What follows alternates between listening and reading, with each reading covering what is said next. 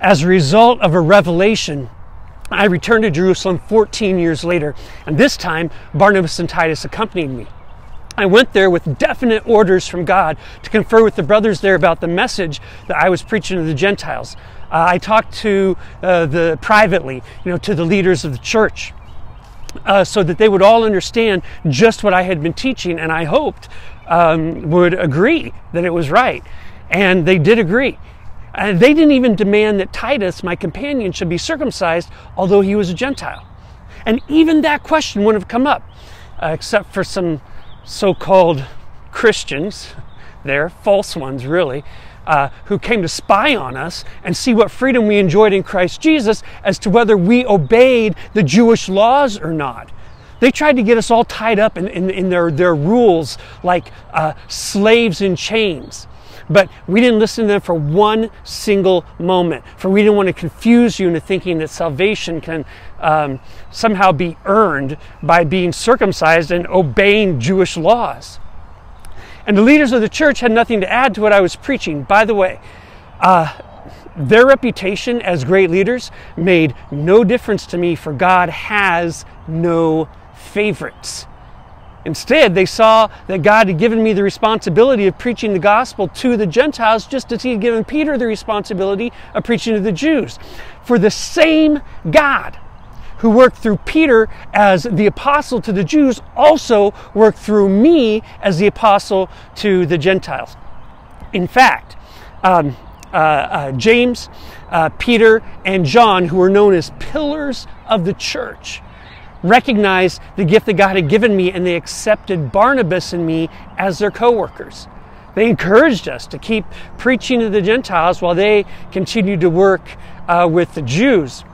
Their only suggestion was that we keep on helping the poor, which I have always been eager to do.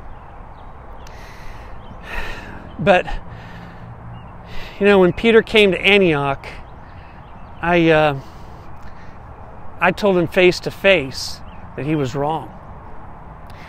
He used to eat with the Gentile followers of the Lord until James sent some Jewish followers. Well, Peter was afraid of the Jews and soon stopped eating with Gentiles. And he and the other Jews hid their true feelings so well that even Barnabas was fooled. But when I saw that they weren't really obeying the truth that is in the good news, I corrected Peter in front of everyone, and I said, Peter, you're a Jew, but you live like a Gentile, so how can you force Gentiles to live like Jews? See, we Jews know that we have no advantage of birth over non-Jewish sinners. So we know very well that we are not set right with God by rule keeping, but only through personal faith in Jesus Christ. How do we know? We tried it. We tried it.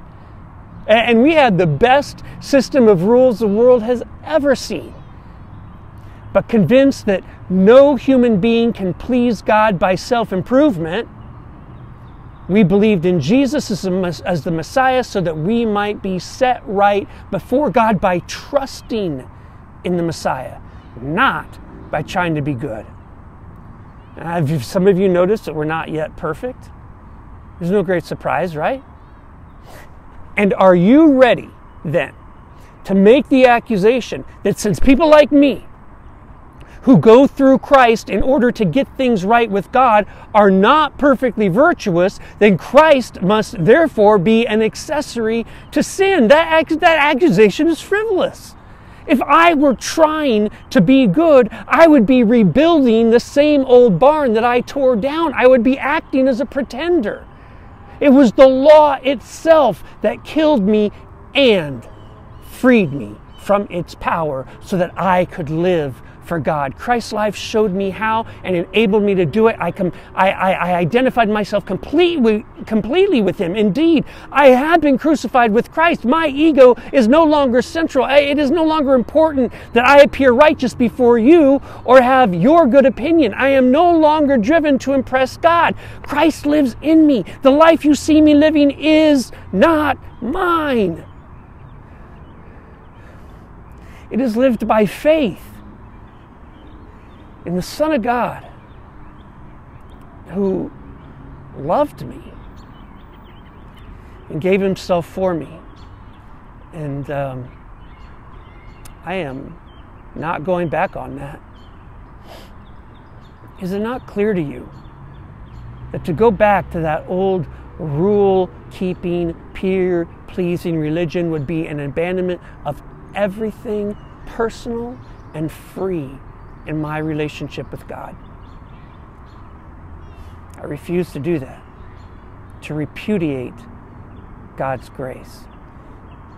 If a living relationship with God could come by rule-keeping, then Christ died unnecessarily. Hi everyone.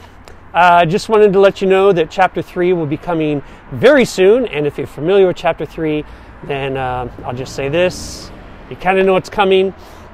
So hit that like and subscribe button below, as it really helps out the channel a lot and builds our audience pretty much exponentially by using the algorithm that YouTube uses. We're also developing a website that will have much more information about this project, and also I think an archival vlog that we'll be putting together. Also, we really love reading your comments, so they are right below you, so use them liberally. Have a great week, everyone. Peace.